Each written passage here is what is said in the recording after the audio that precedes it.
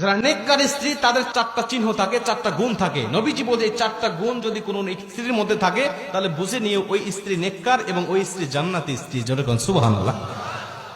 দেখেন তো আপনার স্ত্রীর মধ্যে মেলে কিনা এই চারটা গুণের কয়টা গুণ আপনার স্ত্রীর মধ্যে আছে? মা বোনের আপনারা একটু মিলান নিজের সাথে, যে চারটা চিহ্ন বা চারটা গুণ এর মধ্যে আমার কয়টা আছে আর কয়টা নাই। যেটা নাই সেটা আপনি আমল করার চেষ্টা করেন। প্রথম নম্বর, নবীজি বলছে যেই স্ত্রী কথাবার্তা বা অঙ্গ ভঙ্গি দিয়ে সবসময় তার স্বামীকে খুশি রাখতে চায়, সন্তুষ্ট রাখতে চায়, হাসাতে চায়, আমি নবীজি বলছি ওই স্ত্রী আদর্শবান স্ত্রী। যেরকম সুবহানাল্লাহ। অঙ্গভঙ্গি দিয়ে, হাসি দিয়ে, বিভিন্ন ভাবে কথাবার্তা দিয়ে স্বামীকে হাসি খুশি রাখতে চায়, সন্তুষ্ট রাখতে চায়, নবীজি বলছে ওই স্ত্রী সবচেয়ে আদর্শবান। আপনি মিলান তো আপনার স্ত্রী আপনাকে হাসায় কিনা, আপনাকে সন্তুষ্ট রাখতে চায় কিনা, নাকি সবসময় মুখ গোমরা করে রাখে? যদি হাসাতে চায় বা আপনাকে সন্তুষ্ট রাখতে চায় বুঝে নিয়ে নবীজির ভাষা অনুযায়ী ওই স্ত্রী আদর্শবান। 2 নম্বরে নবীজি বলছে তুমি যখন বাহির থেকে আসবে তখন তোমার স্ত্রী সংসারের কাজগুলোকে সামান্য সময়ের জন্য স্থগিত করে তোমাকে সময় দেয় কিনা। আদর্শবান স্ত্রী সাময়িক সময়ের জন্য সংসারের কাজগুলোকে স্থগিত রেখে বা একটু স্টপ রেখে তখন স্বামীকে সঙ্গ দিবে। বাইরে থেকে আসছে জুতাটা খুলে দিবে, জামাটা খুলে আলনার উপর রেখে দিবে, এরপরে কি লাগবে গামছা মুখ ধুয়ে আসছে ওয়াশরুম থেকে টাওয়ালটা আগায়া দিবে, তার কি দরকার এদিকে সে মনোনিবেশ করবে। নবীজি বলছে যখন আদর্শবান স্ত্রী এটা করবে আল্লাহ পাক তখন ওই স্বামীর মধ্যে স্ত্রীর জন্য মোহাব্বত ঢেলে দিবে। জোরে কোন সুবহানাল্লাহ।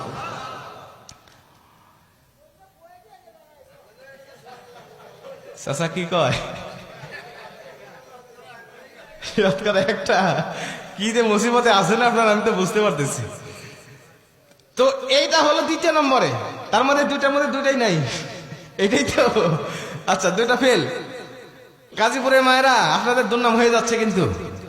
এরপরে 3 নম্বরে নবীজি বলছে যখন স্বামী মানসিক ভাবে অশান্তির মধ্যে থাকবে, ব্যবসা বাণিজ্যে লস খাইছে বা কোনো দুর্ঘটনা ঘটছে, কোন একটা মানসিক ডিপ্রেশনের মধ্যে স্বামী আছে, তখন নেককার স্ত্রী যারা তারা স্বামীর ভুল না ধরে স্বামীকে মানসিক ভাবে তাকে বিভিন্ন সাপোর্ট দিতে থাকে, প্রশান্তি দেয় বা সাপোর্ট দিতে থাকে যে আচ্ছা তুমি যেটা করছো সমস্যা নাই, তুমি ব্যবসায় লস খাইছে তো সমস্যা নাই, আল্লাহ আবারও আমাদেরকে আরো ভালো কিছু দিবে।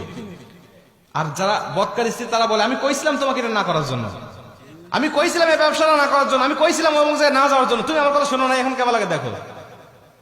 এটা হলো বদকার স্ত্রীর কথা। নেককার স্ত্রীর কথা আচ্ছা তুমি যেটা করেছো এটা তো আল্লাহর তরফ থেকে হয়েছে, আল্লাহ তো বলেছেন ওয়ালা সাউফা ইউতিকা রাব্বুকা ফাতারদা, অচিরেই তোমার রব এমন কিছু দিবে যা দেখে তুমি সন্তুষ্ট হয়ে যাবে, অতএব মন খারাপ করো না, আল্লাহ এর থেকে আমাদের জন্য ভালো কিছু রেখে দিয়েছে। যেরকম সুবহানাল্লাহ। বলেন এমন কথা যখন কোন স্ত্রীরা বলবে স্বামীকে, তখন ওই স্বামী কিন্তু যদিও কষ্টের মধ্যে থাকে কষ্ট মুহূর্তের মধ্যে দূর হয়ে যাবে, যে কেউ আমার পাশে নাই, আমার পাশে আমার মা নাই, বাবা নাই, আমার পরিবার পরিজন কেউ নাই, কিন্তু আমার অর্ধাঙ্গিনী আমার স্ত্রী আছে। আর একজন স্ত্রী যদি তার মানসিক ভাবে শারীরিক ভাবে যদি সাপোর্ট দেয়, এর থেকে বড় সাপোর্ট একটা পুরুষের জন্য আর কিছু হতে পারে না। কথা বলে ঠিক কিনা? মা বোনদেরকে বলতে চাই একটু মনোযোগ দেন আমার আলোচনার প্রতি। এটা হলো 3 নম্বরে যে তাকে শারীরিক ভাবে মানসিক ভাবে তাকে প্রশান্তি দিবে। 4 নম্বরে নেককার স্ত্রী গুণ হলো নবীজি বলছে তার স্বামী যখন কোনো বৈধ কাজের আদেশ দিবে তখন স্ত্রী সর্বাত্মক চেষ্টা করবে ওই বৈধ কাজটা পালন করার জন্য। যে কোনো আদেশ যদি বৈধ হয়, এখন যদি কনজে তোকে চল সিনেমা নিয়ে যাবো, সিনেমা দেখার জন্য, তখন নেককার স্ত্রী যাবে না। নেককার স্ত্রী যদি আপনার কোনো বন্ধু বান্ধবী আসে আর বলে যে আমার বন্ধু আসছে বাহির থেকে তোমাকে চা দিতে হবে, তাদের সামনে গিয়ে নেককার স্ত্রী বলবে না আমার যাওয়া যাবে না, কারণ এটা শরীয়তের গণ্ডির মধ্যে থেকে আপনি আমাকে আদেশ করেন নাই, আপনি শরীয়তের বাইরে আদেশ করছেন। আর কোন পরপুরুষের সামনে আমার যাওয়া ঠিক হবে না।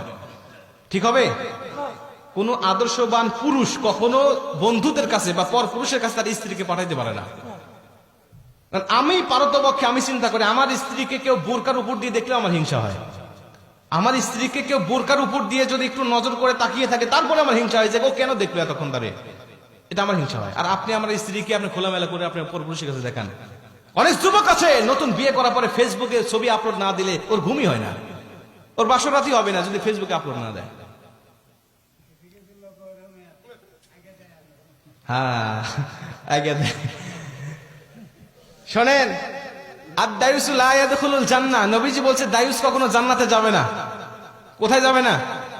জান্নাতে যাবে না। নবীজিকে সাহাবীরা জিজ্ঞেস করলেন ইয়া রাসূলুল্লাহ দায়ুস কারা? নবীজি বলছে দায়ুস কোনো মহিলা নয়, দায়ুস হলো পুরুষেরা। যেই সমস্ত পুরুষেরা ক্ষমতা থাকার পরেও তার স্ত্রীকে, তার মাকে, তার বোনকে আর তার মেয়েকে পর্দায় রাখে নাই।